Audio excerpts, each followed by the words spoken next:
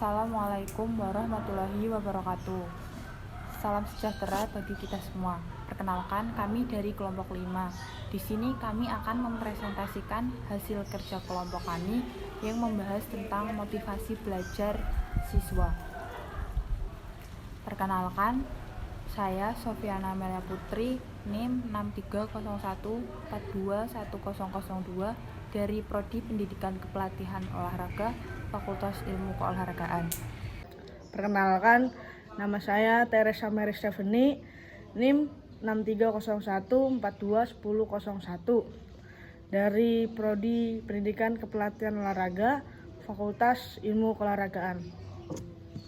Perkenalkan, nama saya Rizal Maulana, NIM 6301421003 dari Prodi Pendidikan Kepelatihan Olahraga, Fakultas Ilmu Keolahragaan.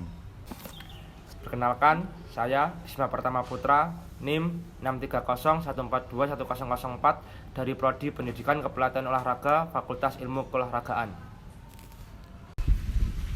Pengertian motivasi. Pada dasarnya, motivasi adalah suatu usaha yang disadari untuk menggerakkan, mengarahkan, dan menjaga tingkah laku seseorang agar ia terdorong untuk bertindak melakukan sesuatu sehingga mencapai hasil atau tujuan tertentu. Menurut Clayton Alderfer, motivasi belajar adalah kecenderungan peserta didik dalam melakukan kegiatan belajar yang didorong oleh hasrat untuk mencapai prestasi atau hasil belajar sebaik mungkin. Motivasi dipandang sebagai dorongan mental yang menggerakkan dan mengarahkan perilaku manusia, termasuk perilaku belajar.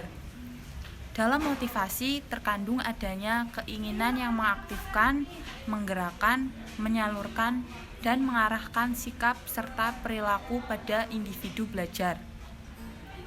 Jadi, motivasi belajar adalah suatu dorongan atau daya penggerak bagi dalam diri individu yang memberikan arah dan semangat pada kegiatan belajar sehingga dapat mencapai tujuan yang dikehendaki. Jadi, peran motivasi bagi peserta didik dalam belajar sangat penting. Dengan adanya motivasi akan meningkatkan, memperkuat, dan mengarahkan proses belajarnya sehingga akan diperoleh keefektifan dalam belajar. Jenis-jenis motivasi. Motivasi primer adalah motivasi didasarkan pada motif-motif dasar. Motif-motif dasar tersebut umumnya berasal dari segi biologis dan jasmani seseorang. Jenis motivasi ini termasuk memelihara kesehatan, minum, istirahat, mempertahankan diri, keamanan, dan membangun. Yang kedua, motivasi sekunder adalah motivasi yang dipelajari. Jenis motivasi ini dapat berupa kebutuhan organisme seperti ingin tahu, memperoleh kecakapan, berprestasi, dan motif-motif sosial seperti kasih sayang, kekuasaan, dan kebebasan. Motivasi dilihat dari sifatnya, dibedakan menjadi dua, yaitu motivasi intrinsik dan motivasi ekstrinsik. 1. Motivasi intrinsik adalah motivasi yang bersumber dari dalam diri seseorang. Motivasi intrinsik merupakan dorongan agar peserta didik melakukan kegiatan belajar dengan maksud mencapai tujuan yang terkandung dalam perbuatan itu sendiri. Motivasi ini terjadi pada saat peserta didik menyadari pentingnya belajar dan ia belajar sungguh-sungguh tanpa disuruh orang lain. Atau dengan kata lain, motivasi ini berkenaan dengan kebutuhan belajar peserta didik sendiri. Kedua, motivasi ekstrinsik adalah motivasi yang bersumber dari luar diri seseorang. Motivasi ini adalah dorongan terhadap perilaku yang ada di luar perbuatan yang dilakukannya. Orang berbuat sesuatu karena dorongan dari luar, misalnya guru memberikan hadiah, pujian, hukuman. Memberikan angka tinggi terhadap prestasi yang dicapainya, tidak menyalahkan pekerjaan atau jawaban peserta didik secara terbuka sekalipun pekerjaan atau jawaban tersebut belum memuaskan. Menciptakan suasana belajar yang memberi kepuasan dan kesenangan pada peserta didik tersebut. Prinsip motivasi belajar. Yang pertama, pujian lebih efektif daripada hukuman. Kedua, pemahaman yang jelas terhadap tujuan akan merangsang motivasi. Tiga, Semua peserta didik mempunyai kebutuhan psikologis tertentu yang harus mendapat kepuasan. Keempat, motivasi yang berasal dari dalam individu lebih efektif daripada motivasi yang dipaksakan dari luar. 5. Motivasi yang besar erat hubungannya dengan kreativitas peserta didik. Faktor-faktor yang mempengaruhi motivasi belajar. Yang pertama, faktor guru. Seseorang dikatakan sebagai guru tidak cukup tahu sesuatu materi yang akan diajarkan, tetapi pertama kali ia harus merupakan seseorang yang memang memiliki kepribadian guru dengan segala ciri tingkat kedewasaannya dan memiliki kepribadian. Untuk itu perlu dikemukakan dalam pembahasan ini 10 kompetensi guru yang berkaitan erat dengan tugasnya membentuk motivasi belajar siswa di sekolah.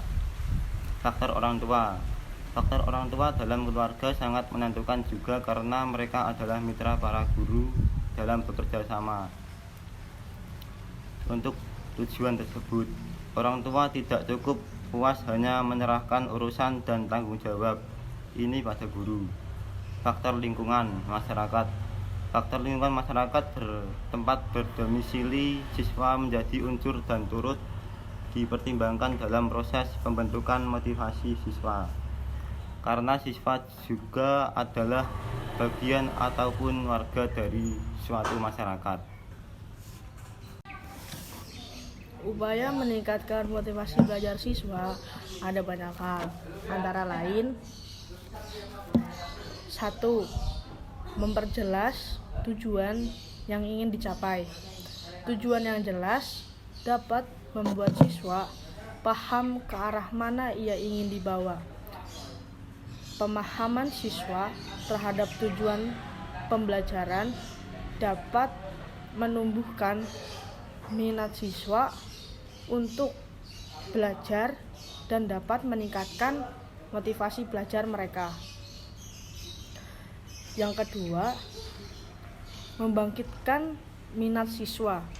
Siswa akan terdorong untuk belajar manakala mereka memiliki minat untuk belajar. Oleh karena itu, mengembangkan minat belajar siswa merupakan salah satu teknik dalam mengembangkan motivasi belajar. Dan yang ketiga, ciptakan suasana yang menyenangkan dalam belajar. Siswa hanya mungkin dapat belajar baik manakala ada dalam suasana yang menyenangkan, merasa aman, bebas dari takut. Dan yang keempat, menggunakan variasi metode penyajian yang menarik. Suatu informasi yang disampaikan dengan teknik yang baru, dengan kemasan yang bagus, didukung oleh alat-alat berupa sarana atau media yang belum pernah dikenal oleh siswa sebelumnya, sehingga menarik perhatian bagi mereka untuk belajar. Dan yang kelima, berilah pujian yang wajar setiap keberhasilan siswa. Motivasi akan tumbuh manakala siswa merasa dihargai. Dan yang keenam, berikan penilaian.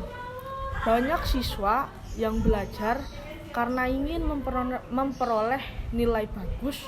Untuk itu, mereka belajar dengan giat. Bagi sebagian siswa, nilai dapat menjadi motivasi yang kuat untuk belajar.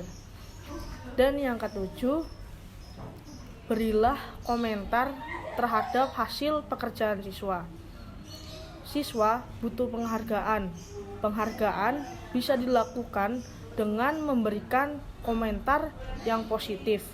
Dan yang terakhir, yang kedelapan, ciptakan persaingan dan kerjasama. Persaingan yang sehat dapat menumbuhkan pengaruh yang baik untuk keberhasilan proses pembelajaran siswa. Demikian presentasi dari kelompok kami. Apabila ada kekurangan, kami mohon maaf. Wassalamualaikum warahmatullahi wabarakatuh.